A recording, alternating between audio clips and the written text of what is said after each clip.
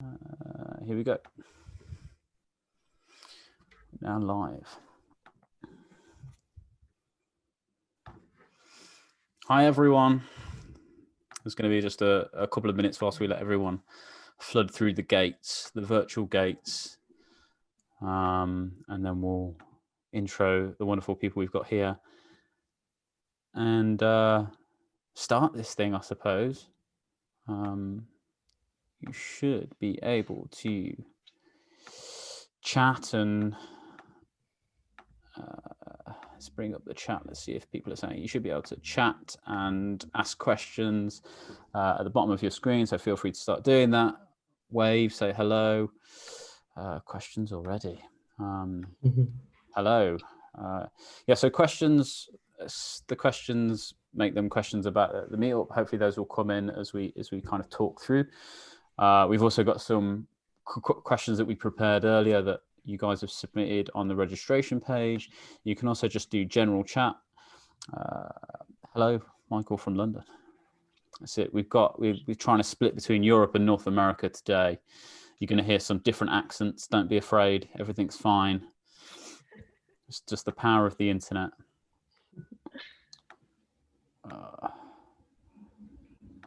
So how are we doing? We've got 82 people so far. Hi, Mister. Sorry, use the question like chat. That's no problem, Sebastian. We're all learning. We're all learning as we go here. This is the second one of these we've done, and it was about 3-4 months ago that we did the last meetup. So obviously we've erased all knowledge of what happened before. Setting this up again was always interesting. Hi, Danny. Let's see.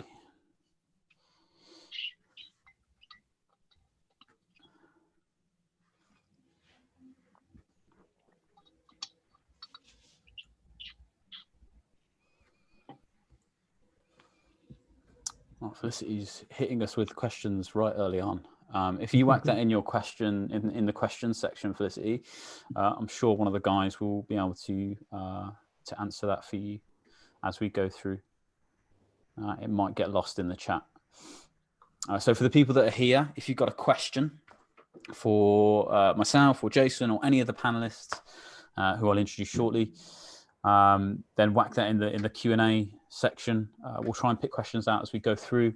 If you've got just general chat, like a hello, like Eric, for example, or Felicity's asked a question, or Danny, who just saying hi and just want to chat, then whack that in the chat section, and we'll just say hello back, or I'll just reference you in this. A few more attendees coming in, so we're just going to give it a couple more minutes, and then we're going to get cracking.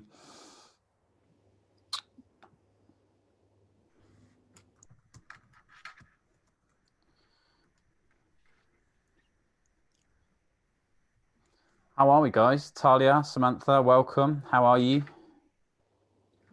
Thank you. I'm doing great. Well. I'm really excited. So, see, I told you we were going to pretend that we hadn't been talking for 10 minutes before this. Jason, how are you? Very well, very well. Pete from Dot Digital's on. I expect someone from Klaviyo to be on right on the back of your heels, Pete, fighting you off with a broom. Boo. Be nice. Be nice. We have to be more careful now, Jason. We're going to have to balance which partners we're talking about. Yeah. Other email providers are available. Okay, let's do this then. Thanks, everyone. I expect people to kind of keep coming in, but we should get started. Thank you, everyone, for joining. My name's Lewis. I'm the marketing director here at Eastside Co. Joining me from Eastside Co is Jason, our CEO. Hey, guys.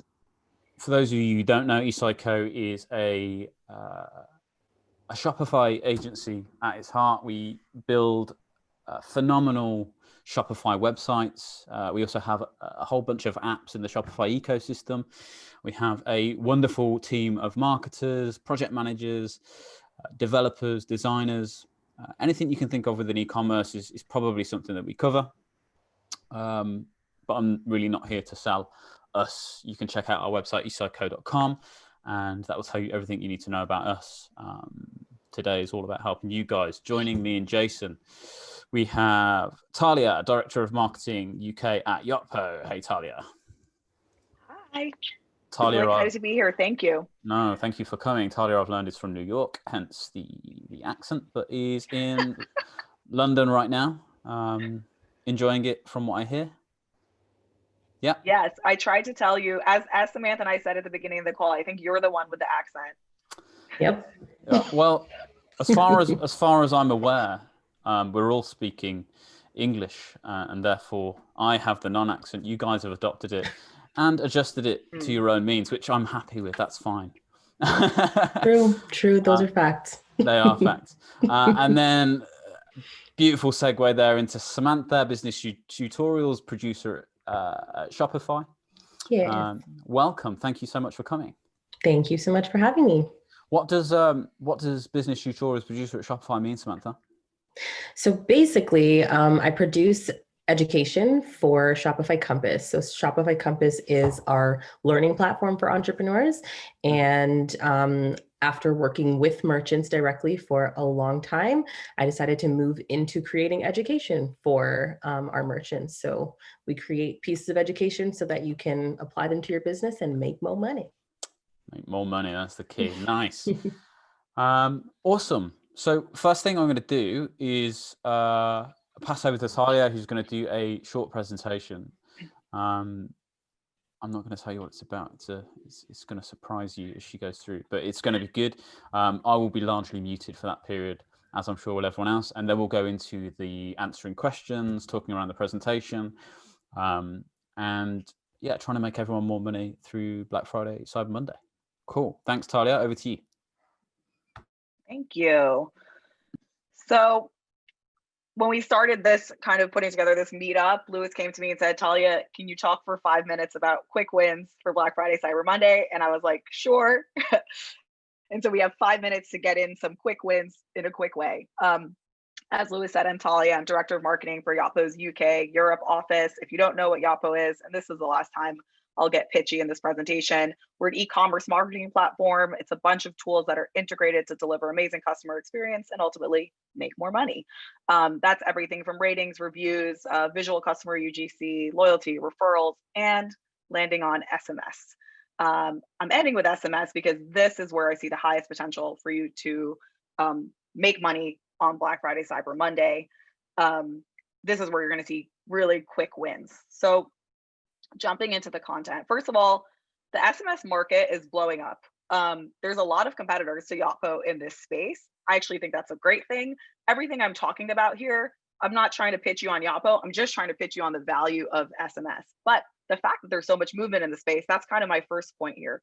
SMS is blowing up and you want to get on board now so that you're one of the first brands that's communicating with your clients over SMS, not one of the last ones. If you're like me, you will happily fill out, like give away your email address for a discount on any store, and you click on lots of ads and things.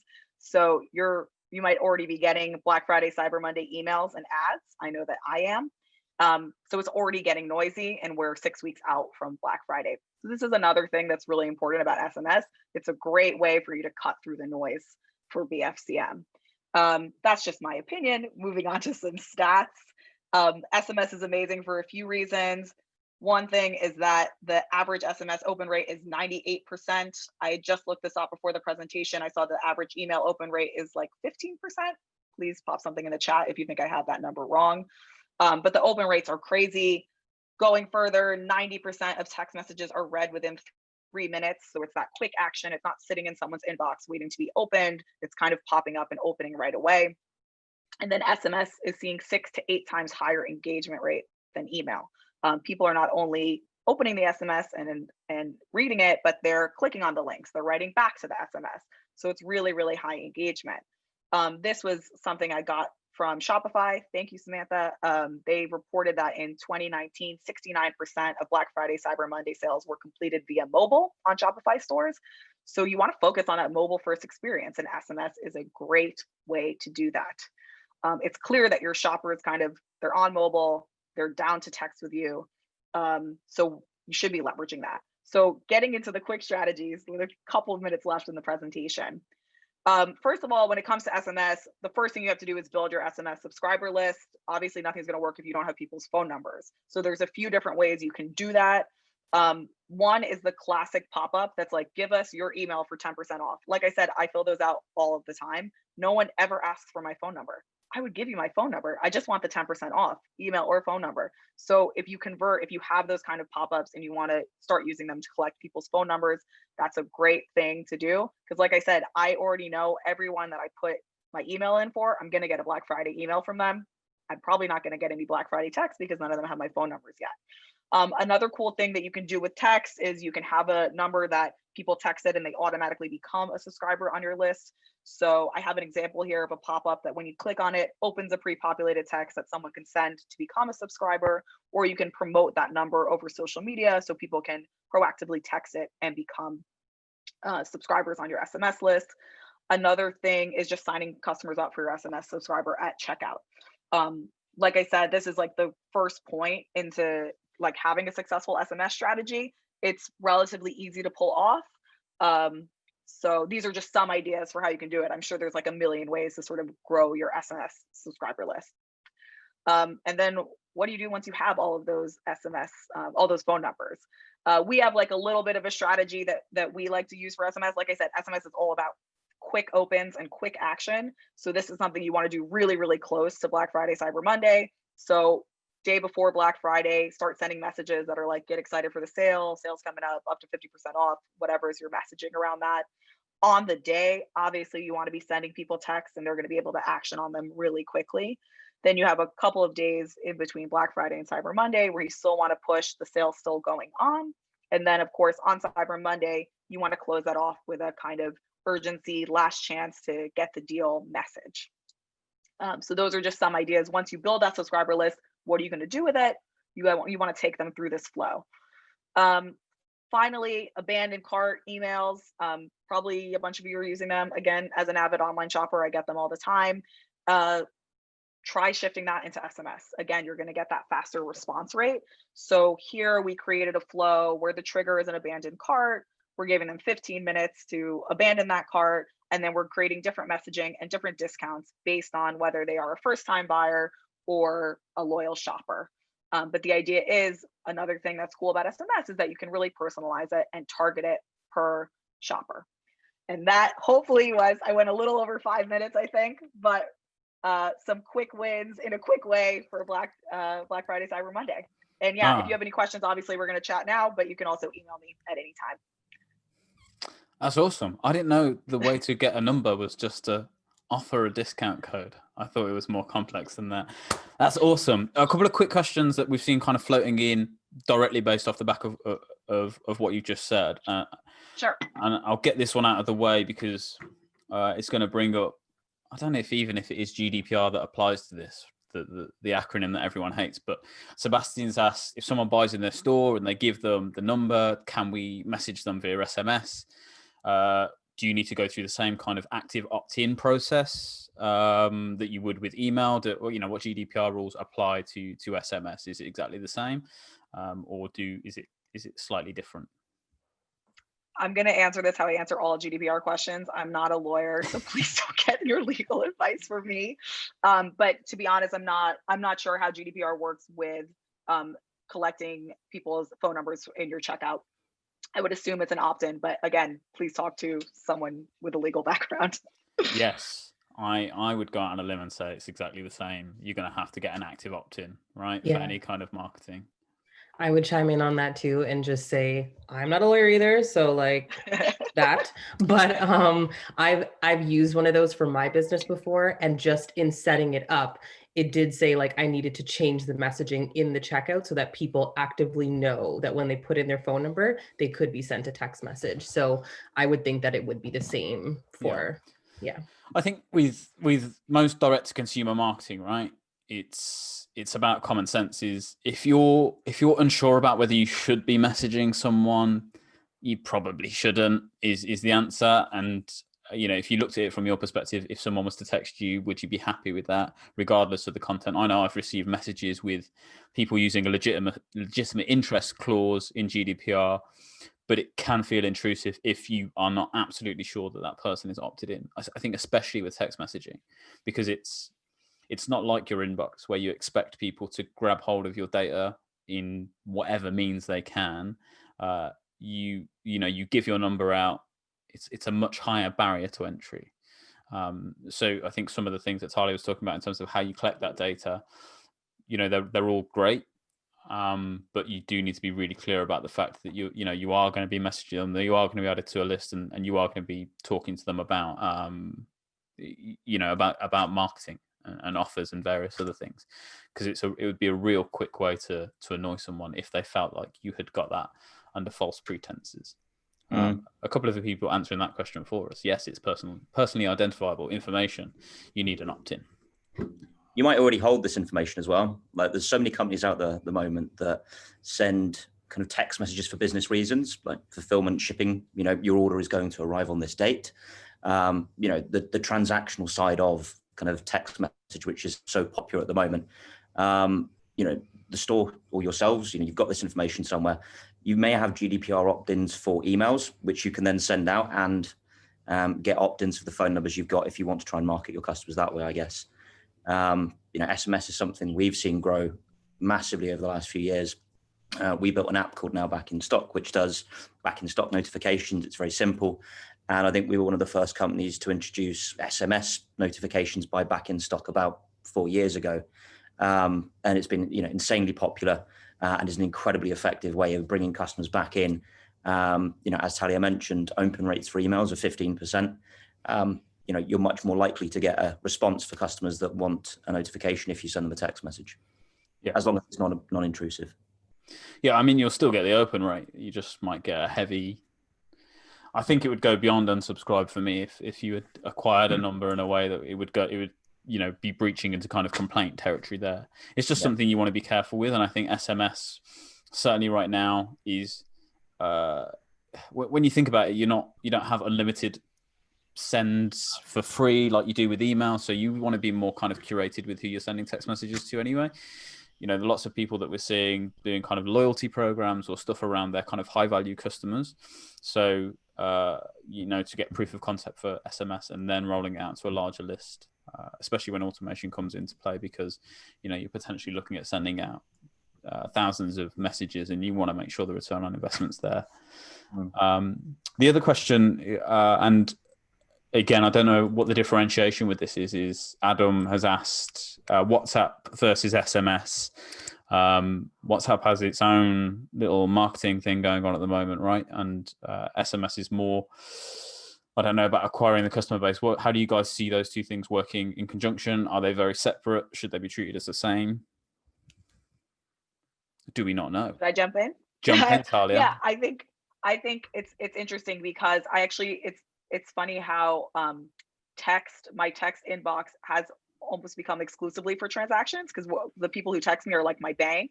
Mm-hmm. I get texts from from Barclays, and I get texts like transactional texts, like your order's on the way and stuff like that. And SMS and WhatsApp is like a personal channel. Right.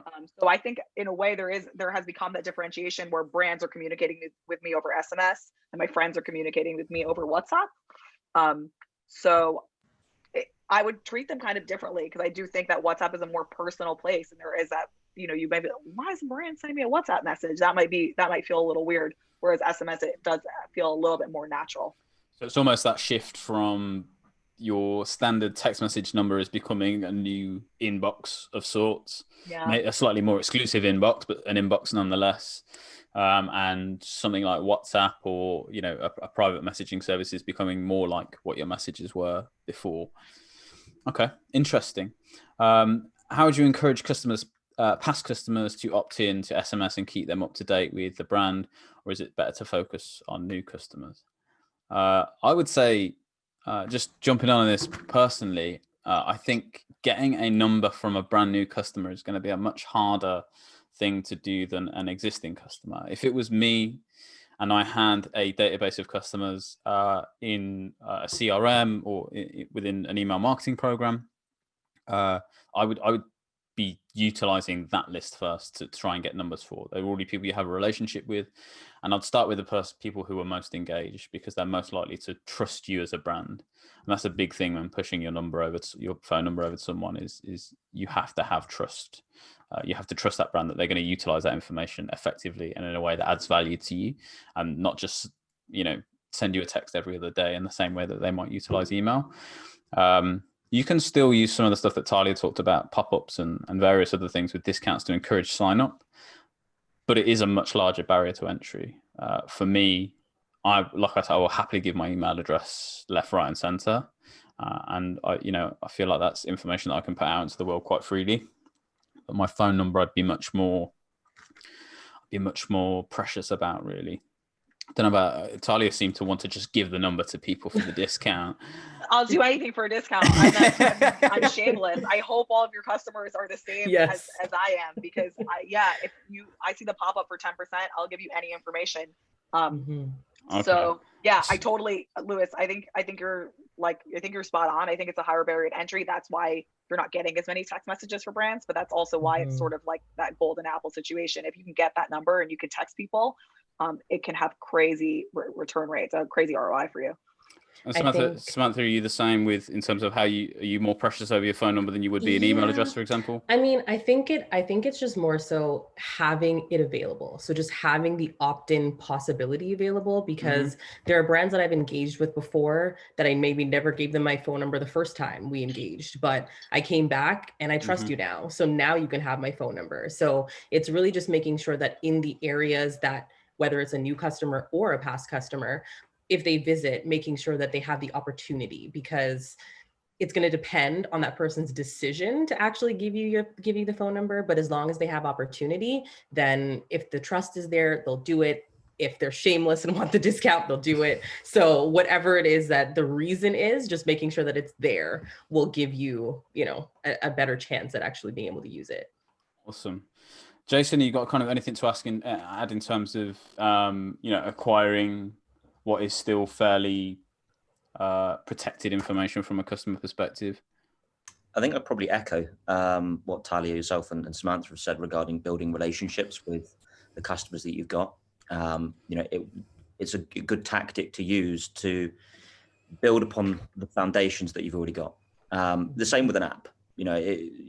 You would only suggest that customers download a mobile app if they're going to be repeat customers. The point of them having that app would be that you could offer a better experience to the customers you've got, a better service, a more personalized service, a more tailored service, promoting the right products, the right offers to the customers are going to either want to receive them, about the products they're going to want to hear about at the time you think they're going to want to hear about them. Yeah, it's the same principles. I always say that principles in marketing don't change, right? It's the tactics and the technology changes, but the principles don't. It's still placing a product in front of someone at the right time with the right price, in the right place. All of those things still matter. It doesn't matter whether that's in a store or whether it's e-commerce. The principles stay the same. So just because there is a fallacy in marketing that because technology changes that it's going to revolutionize what you're doing.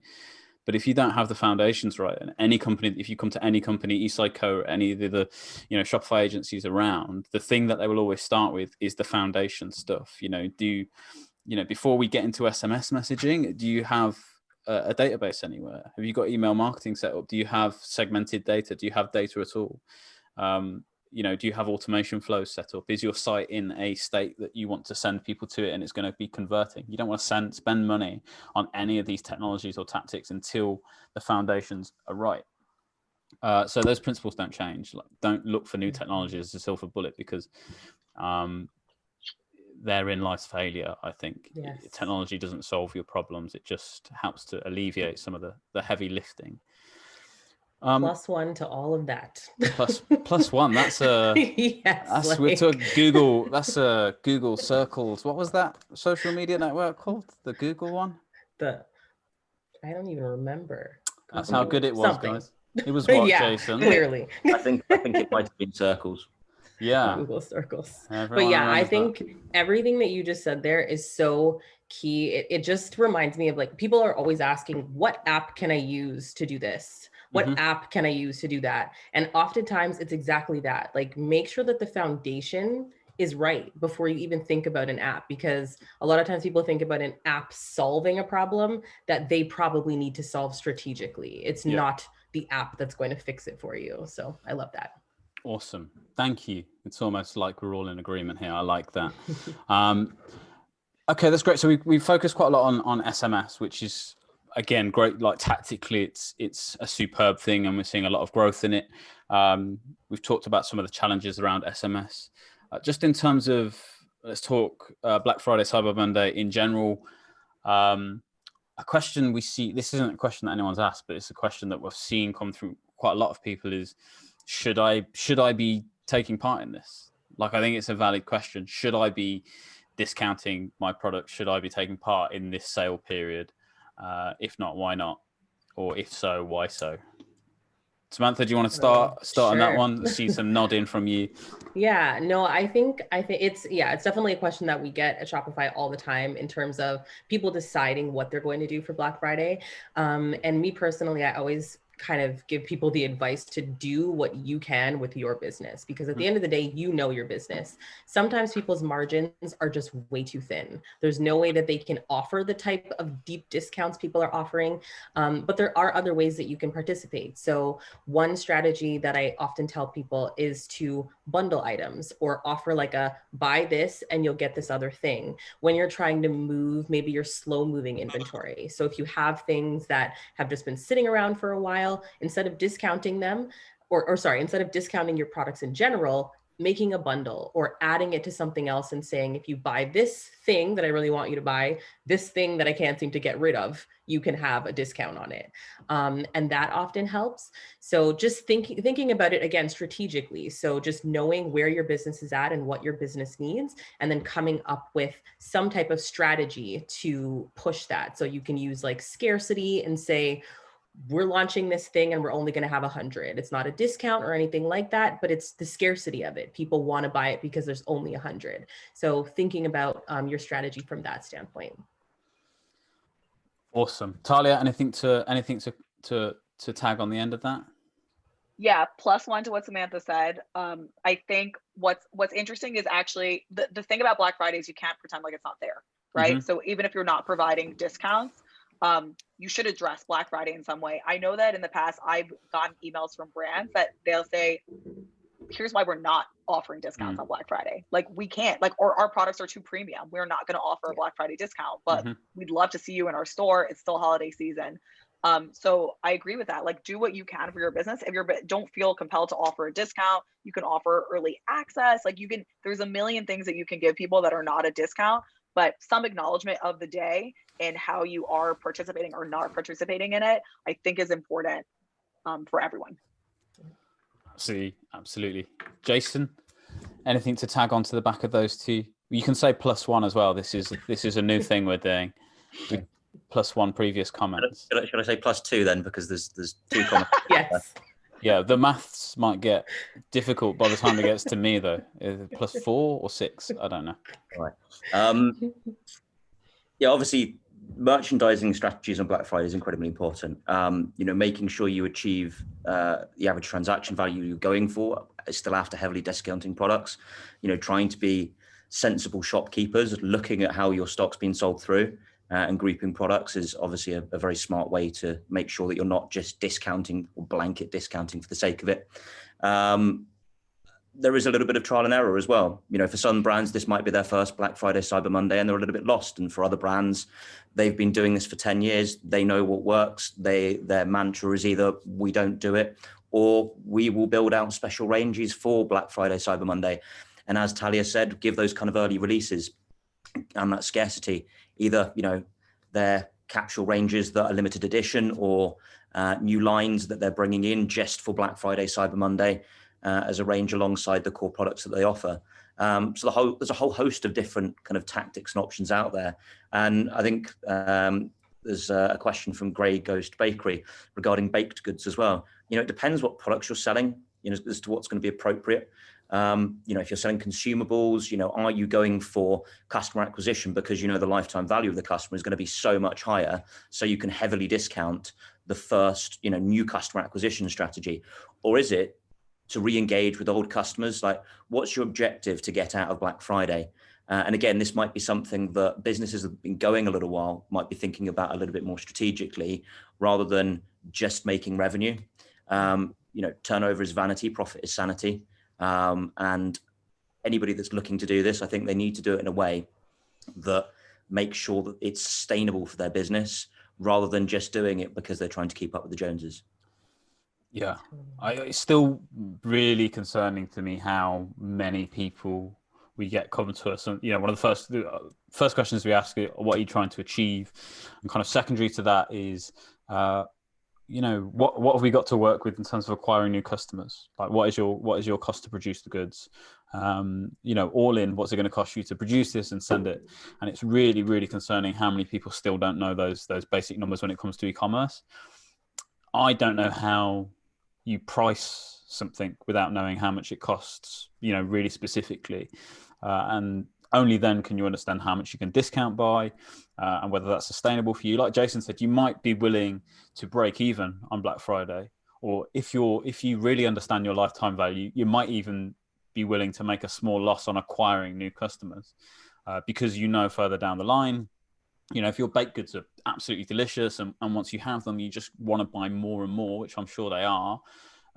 We're free to take testers, by the way. More than happy to test that out. But if that's the case, then, make a small loss, break even on the first sale over Black Friday, acquire a whole host of new customers, then start being strategic about, whether that's SMS or email. It's much easier to deal with customers that you've already acquired than it is to acquire new customers. You can do that through email marketing, through SMS, through Facebook retargeting, through Google Ads. There's a whole host of things you can do that can help you drive sales with existing customers and up that lifetime value. But also picking up on that thing that Talia said about, if you're not doing it, don't be silent during that period. Make a fuss and shout about the fact that you're not doing it. That is standout in itself, and there'll be reasons that you're not doing it. It's either our prices are fair year round. Like we say, luxury brands don't do this. Nobody's getting 50% off an iPhone on Black Friday. It doesn't happen. So there's lots and lots of reasons to talk about why you're not doing this. So you don't have to be involved, but if you are going to be involved, make sure you understand what the repercussions of that are, and make sure that it is sustainable. So moving on from whether you should do it, let's assume that people are going to be involved in some way. When's too late to start this? Is it when should you be planning this? I have my own thoughts on this, but I'm going to let you guys jump in first. But Jason, when would you, from your perspective, if you were going to start pushing something, when would you start planning Black Friday? 2-3 months in advance. Yeah. As an agency, and this, Lewis, and Samantha, Talia, you must have come across this. We get inquiries for websites 2 weeks before Black Friday.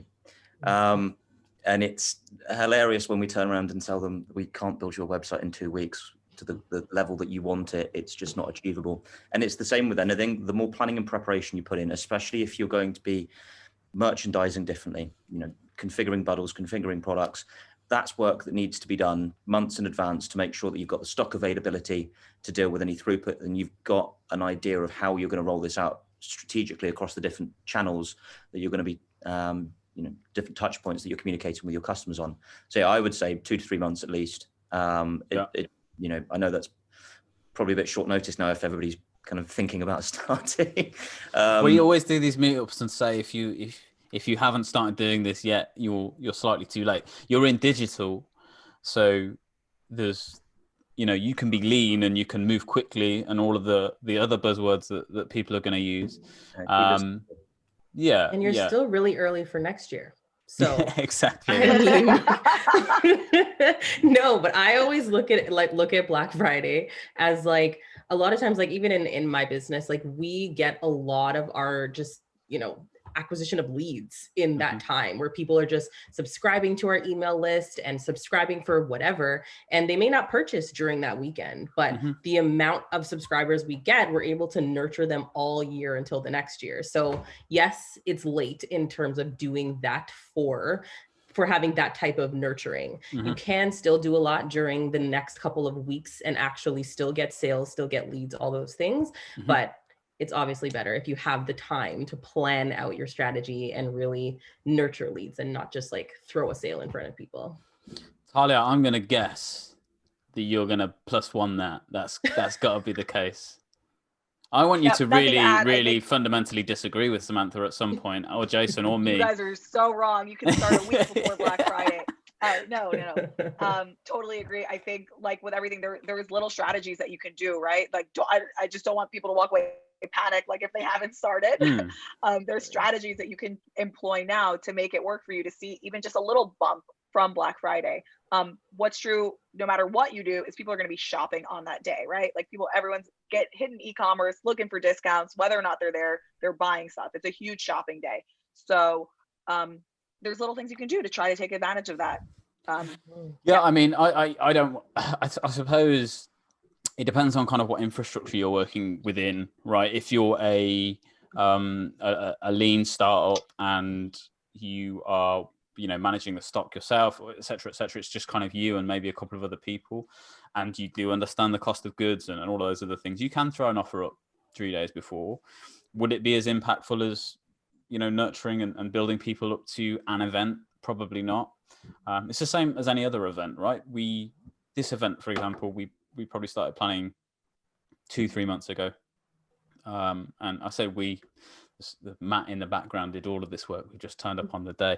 But, and there's been, you guys would have received emails, you would have received multiple emails from us, from Shopify, from all of the speakers. It would have been on social media, and that leads up to this event. And all of you guys attending today. If we had sent an email out yesterday, just a single email, would we have got the same response? Probably not, and we would have been dealing with a much smaller audience and far fewer questions. So all of this stuff takes planning. If you're in print, then the guys in print in like January, February, they're planning their Christmas campaigns. It's way earlier again, so you can move more quickly. But if you want the time to be able to communicate to people without it feeling like here's an offer, buy from us now, then you do need to start earlier. So moving on to we've talked about the fact that there's a lot of noise, and there's been a few questions around this, the noise during the holiday season.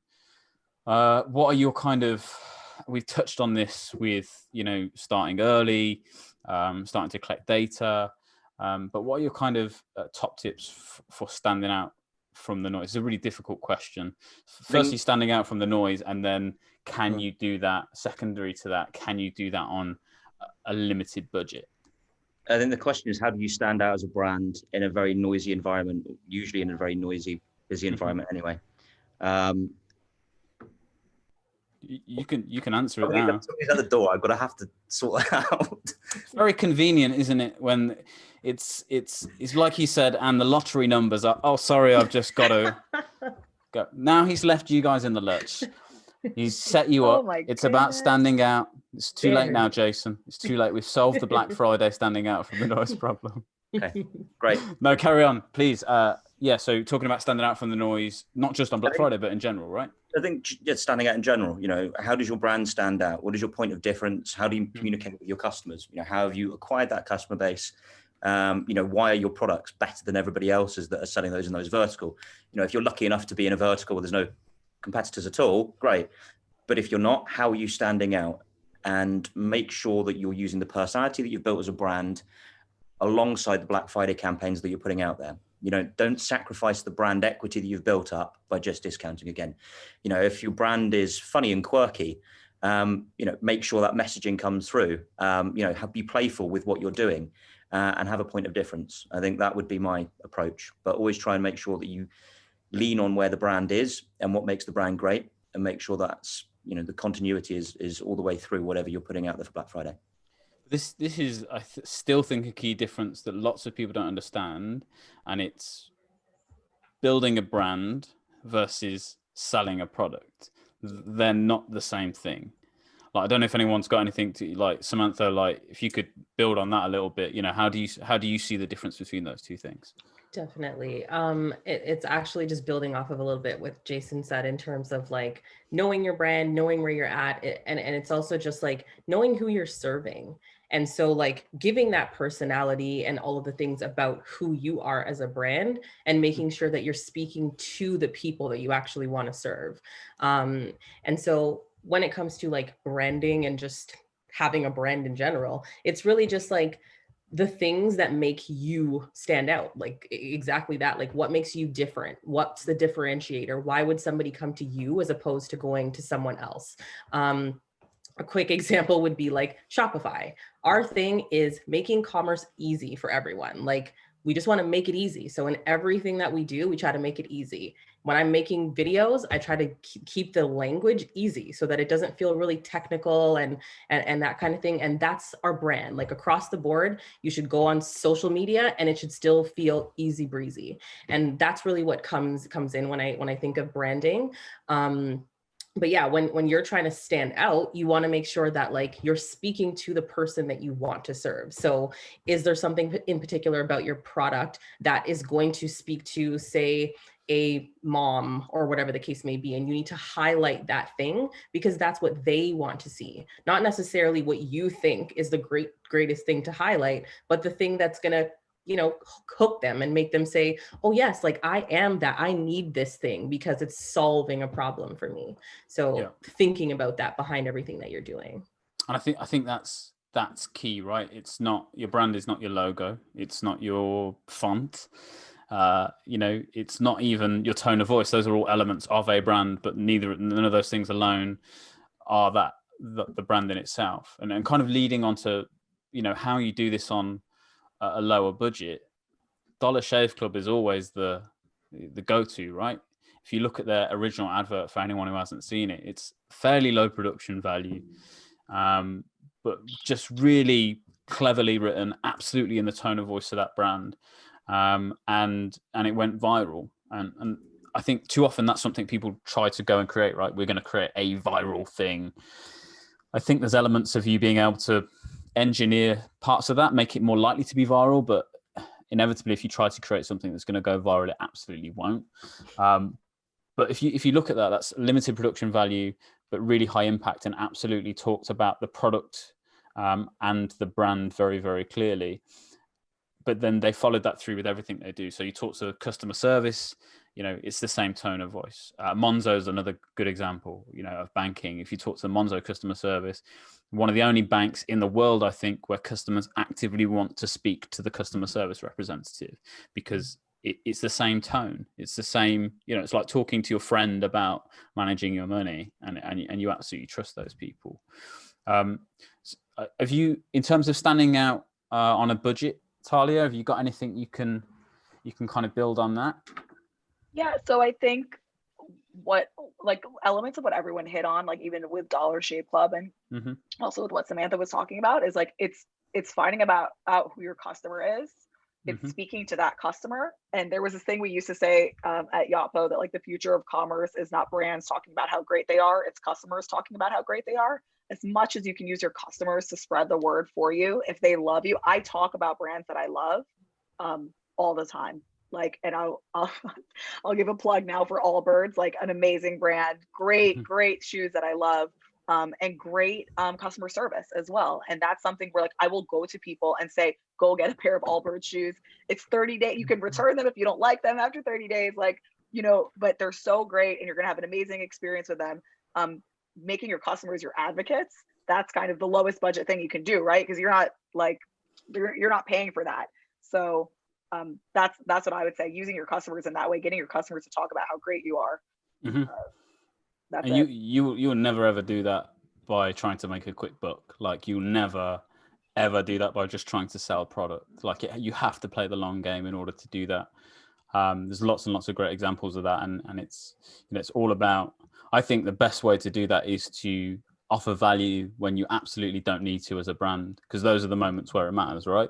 If it's during a sale or it's customer service, all of those things are expected of you as a brand. It's when you put something on social media that has the brand name in but doesn't tag them, that somebody picks up and, you know, offers you a great experience there and then, you know, those are the moments of kind of delight that will turn people from customers into advocates. And that advocate marketing is absolutely the best. There's a few, probably a handful of brands that I would personally say absolutely go to these guys. They're amazing.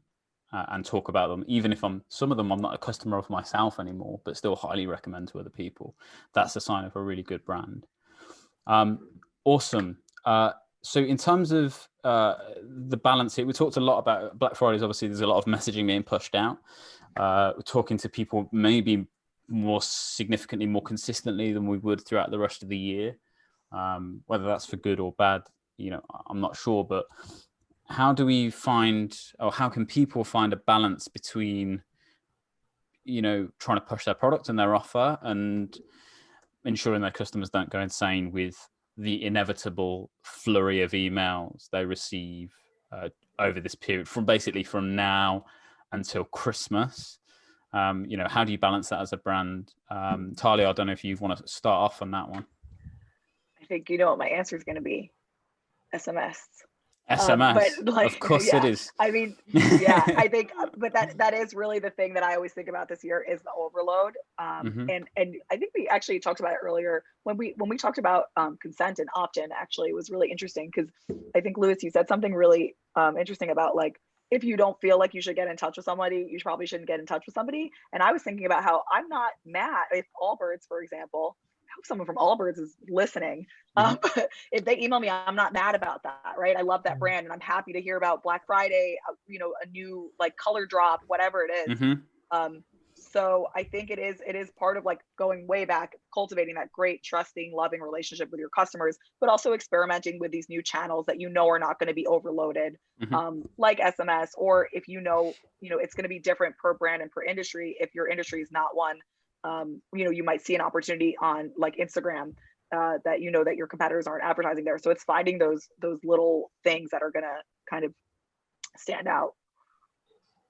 Yeah, sure. I think you're right. It definitely leads back to that, you know, whether is somebody going to be happy to hear from you? You know, like you say, if it's a friend and they text you 2-3 times a day, if you don't mind. If it's someone that you're not so keen on, maybe not so much. But Samantha, I don't know whether you've got maybe an opposing opinion at this point. I'm still looking for what? A little bit of an opposing opinion. So I mean, right? Heat. But no. So I mean, obviously, if you can do the long-term strategy of building that relationship, that is the best thing that you can do. But a lot of times we can't do that. A lot of times we don't have the manpower to do that. So it can work just as, maybe not just as well, but it can work to also play a shorter game. So putting an opt-in now, where you're basically saying, we're counting down to our Black Friday deal and we're having a deal, whether it's, and you don't even have to have that fully baked. You can just say, we're having a deal. So opt in and you're going to find out what it is in XYZ time. So that way you can start to at least get people to sign on and accept to receive your emails.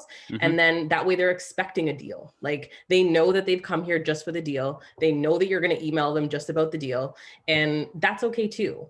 And so it's kind of like, if you can create this as a segment that you know came in specifically for that, they may not stay around. Like, let's be honest, they may just come for the deal, they may shop, and they may never engage with you again. But it's still great to obviously make those sales. It's better even if you can nurture that relationship and have them as a lifetime customer, but it is something that you could still do right now by putting an opt-in on now, adding like a countdown timer to like put some urgency on it, and then having like a quick campaign that goes out over the Black Friday, Cyber Monday period.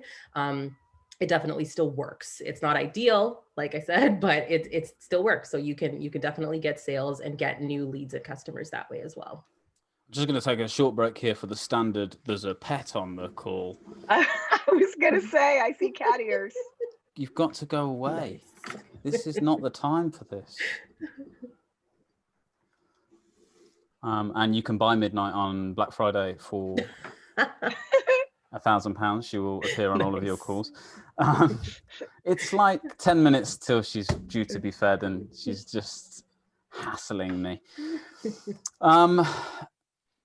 Yes. I'm gonna I plus. see somebody just said, what is ideal? But I like the ideal is really the long-term strategy of building that relationship over time. So ideally, if you can do that and not get people to just opt in for a deal, but opt in because of all the things that we talked about. They like your brand. They like that you're quirky and fun. They like the way your images look. They like, just dealing with your brand in general. They may not even buy today, but they just like you. And that's generally why you want people to opt in, just because they like you and they want to hear from you and they want to be connected to you.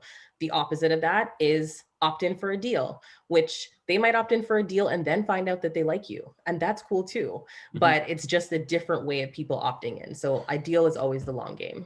Yeah, of course. And I think it's kind of a bit of a callback to the beginning of the call. Like if you're going to go scorched earth and say, we're just going to do a deal, like we're just going to go for acquisition and we're going to go for volume here, this is where cost of goods has to be in place. Like if you're going for volume and you've got margin and you understand what your cost per acquisition can be and you understand all of those metrics, then great, you can do that. And then potentially, post deal, you start to deal with those customers in a slightly different way and try to nurture them and play the long game again. But if you don't understand your cost of goods and you go scorched earth, then, potentially you'll come out of Black Friday with loads of work to do, lots of stuff to ship, a big media spend and not very much profit at the end of it. Just I want to focus a little bit, Jason, if you could jump in on this in terms of, we touched on it, but if you don't have the capital for digital advertising, this is a really difficult question. And it leads into long-term tactics again, I think. But if we're talking short-term and you don't have the money for advertising, like what would you do? That's a difficult question. Yeah, I mean, we do get asked this as an agency as well, where companies have limited budgets, any time of the year. What tactics do they put those budgets behind? What's going to be most effective for them? Really is using what you've got.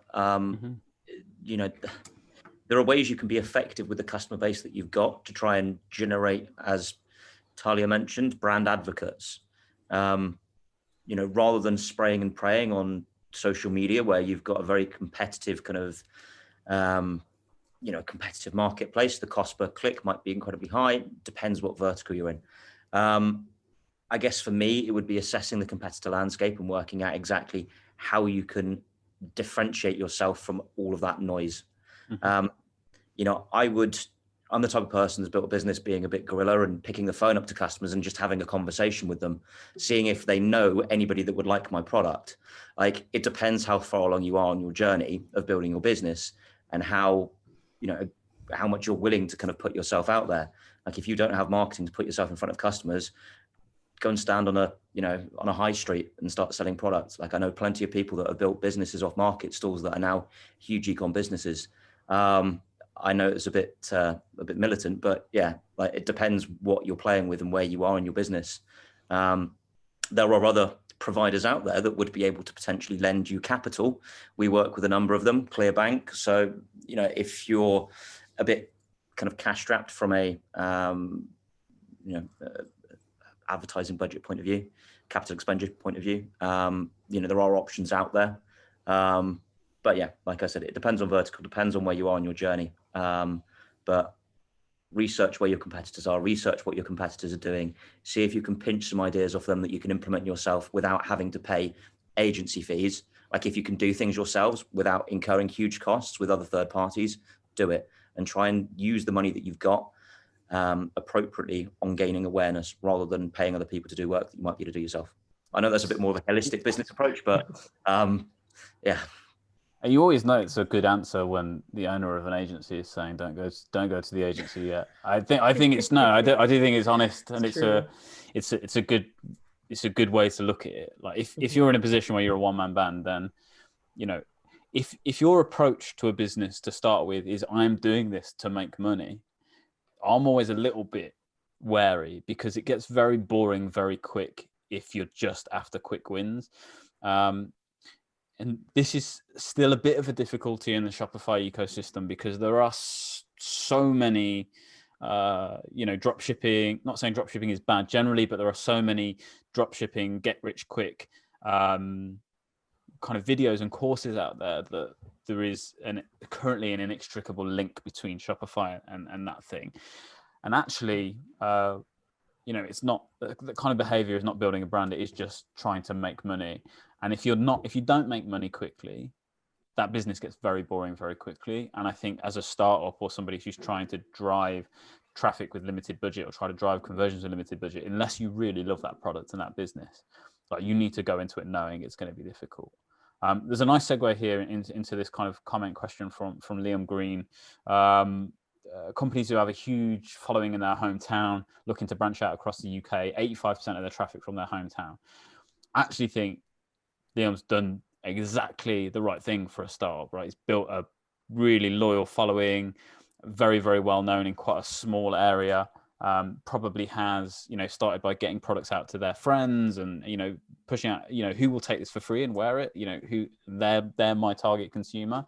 But in terms of branching that out, Samantha, I don't know if you've got any suggestions in terms of branching out from your hometown or your market stall or whatever that might be, definitely, to UK or international or whatever that might be. It actually touches on the previous one as well in terms of having a limited budget. So I would say partnerships can do so much for you at this time and really all year. But partnerships where, like, if you have a similar brand to yours, you're not competing with each other, but you do have a similar audience, you can tap into that audience. So whether you offer up to another brand, hey, like, let's do a bundle together, or let's do like something that doesn't cost either of you much of anything, but it's more so just being able to have exposure for both. Those are great things that you can do to get yourself into other markets. And the same thing goes for influencers. Influencers is one of those areas that I would say be very, very, very careful, because a lot of times people are just like, oh, I'm just going to hire an influencer. And then if you know nothing about that, you may just pick someone based on their followers alone and just think because they have this many followers, that's going to equal money. And it doesn't. So really looking at somebody that has an engaged community of people that would benefit from your product. So whether that's on Instagram, whether that's on Facebook, whether that's wherever it is, like if they have an engaged community that would benefit, tapping into that, whether that's from a partnership or giving away your product to somebody to have them show the product for you. Those are great ways that you can expand your reach in terms of where you're located, and also another free way to just do an exchange that will bring you some exposure. I think that's a perfect answer. Again, we're all just agreeing here, obviously, but it's the partnership thing is really interesting. And just to touch on your influencer comment, and I agree, very much an area to not to be wary of, just to be careful of. There's been very public situations of influencers trying to launch their own brands and struggling with it, because that's not the relationship they have with their followers. It's much more of an aesthetic thing than it is to trust in someone enough to go and buy a product that they've recommended is, not an easy barrier to get over. I think some top tips for kind of influencer, if you're looking at influencers, certainly if you're a small brand, smaller followings are often better for you at that point, and more likely to be people who will take gifted items rather than pay to post. And if they're not obliged to post the item on their feed, but if they do post it, it means they really like it. And it's much more likely to be a congruent kind of truthful representation of the brand. And then in terms of understanding how engaged their user base is, look at how many followers they've got, and then look at how many likes as a start, but more likely how many comments they're getting on a post, and treat that as a percentage of their total following. It will give you an idea of how engaged their audience is. So if they've got 1,000, I'd much rather have someone with 1,000 followers and 100 or 200 comments on each post than someone with 100,000 and the same amount of comments on a post. It's much more powerful. So just kind of leading on for that, Talia, have you got anything to add on the influencers, or branching outside of your small town, or whatever that might be? Yeah, sure. I think, well, first of all, when you said that, I was thinking, how big is your hometown? Because I believe Yeah, your Liam, hometown is. if you're London, and Yeah, it's 85% of your traffic from there, you're doing quite you're well. doing well. Let us know Yeah, where it is, but yeah, carry on. Yeah, well, I think, yeah, I mean, it sounds like exactly what you said, Lewis. Like, it sounds like you have amazing, loyal people. So that's great. Leverage that social proof. Get those people talking about your brand. Do you know anyone, speaking of influencers, or is any of those people in your hometown have like 2,000 followers? Like, can you talk to them about posting about your brand? Also, referrals. Like, if you want to get a referral program started where those people are now, referring your brand to other people outside of the hometown and getting a discount for that, that can be a great way to sort of use that loyal base that you have and spread it even wider. Yeah, absolutely. I mean, it's unlikely to me, regardless of, even if you're in quite a small, close-knit community and, it's mainly friends and family that you're kind of pushing stuff out to start with, which is generally how things start, I think. It's unlikely that group of people, even if you do the kind of 6 degrees of separation thing, you already have a wide network. You just need to activate it. So often we try to overcomplicate these things, and certainly marketers are very good at, myself included, at making things seem more complex than they need to be. Just ask those people to ask other people whether they're interested in your brand. Even if it's just, guys, can you talk about this when you're out? Can you wear this when you're out? Whatever that might be.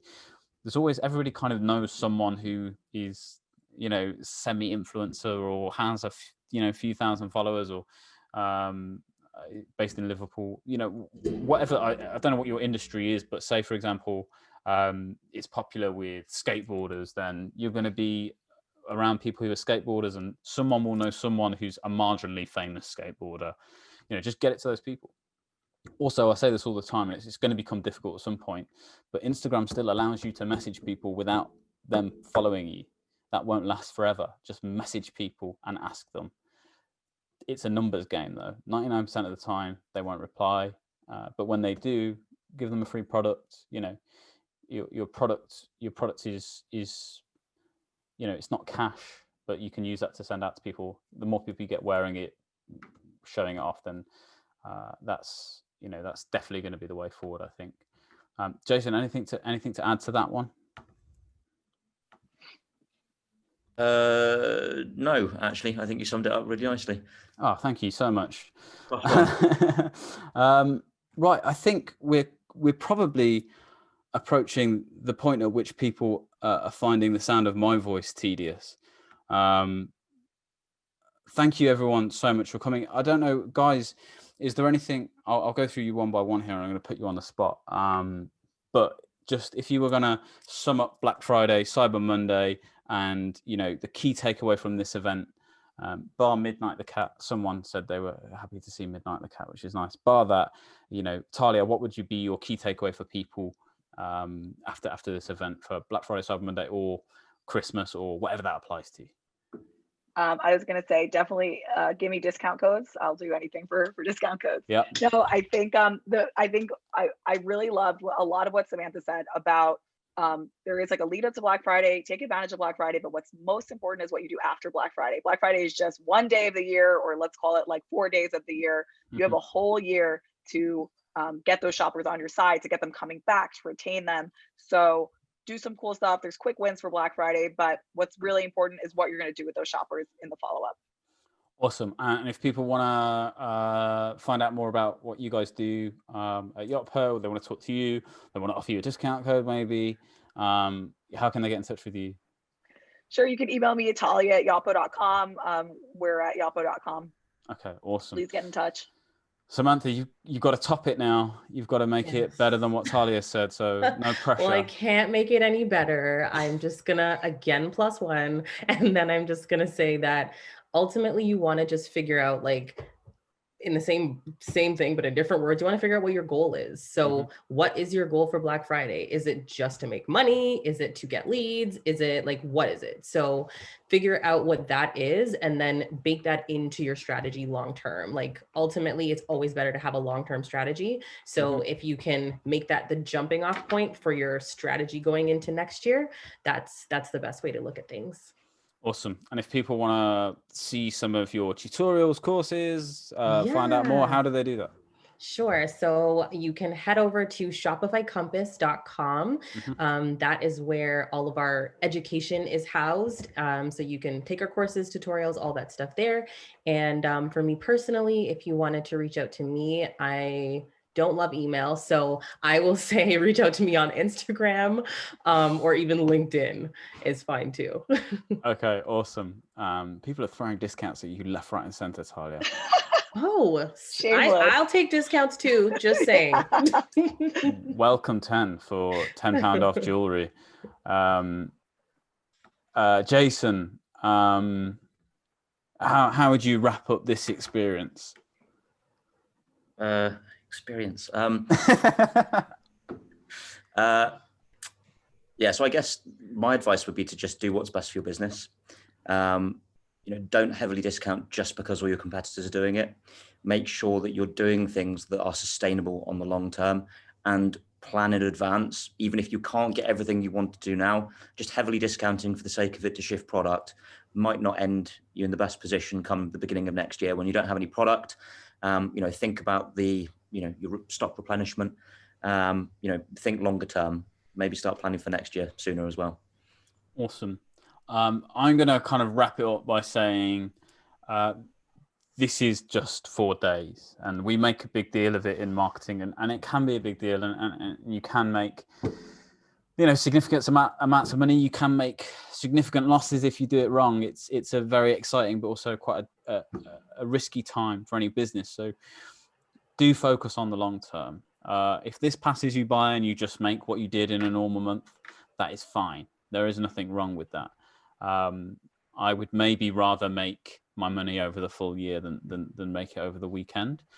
So do be aware that this is something that is a creation of kinds in order to drive revenue for businesses that we've all kind of bought into, and that's great. But focusing on the long term is much more of a key for everyone here, I think, and anyone that has experience in e-commerce or any kind of commerce business in general knows that you should be focusing on the long term, focusing on brand, and focus on being sustainable. We did have a question that we didn't get a chance to answer about, how do you deal with shipping out huge amounts of orders? And I think almost everyone here would say it's quite a good problem to have, but it's also part of the problem with Black Friday, Cyber Monday, is that there are so many other elements that you need to consider. If you go viral and you get 1 million orders over a weekend, are you going to make 999,000 people upset? If so, consider whether you have the infrastructure to get that out. You look at companies like Gymshark that manage to break the system every year, and one of the few companies that manages to rock Shopify on Black Friday, Cyber Monday. They've got huge infrastructure around them to make sure they ship those products out and ensure that customer service is a huge part of what they do. Think about the after sale, think about the post purchase. Listen, myself and Jason, you can get hold of us by jumping onto the eastsideco.com website. Go to the contact page, send us an email. We will see it. We try to reply to everyone. But like Jason said, I think if you're kind of early in your journey, there is a lot to be said about tutorials from people like Samantha, tools like Yotpo and lots of other tools that are affordable out there for new businesses. And also just YouTube and Google is a gold mine of information. If it says you're going to make money very quick and not have to make any effort, it's probably not being honest.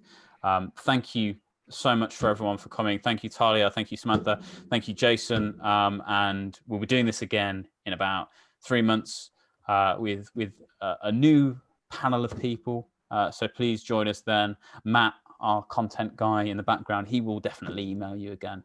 Thank you all so much for coming, and thank you guys in the panel. Very, very much appreciated. Thank you, guys. Bye, guys. Thanks Take for care. having me. Take care.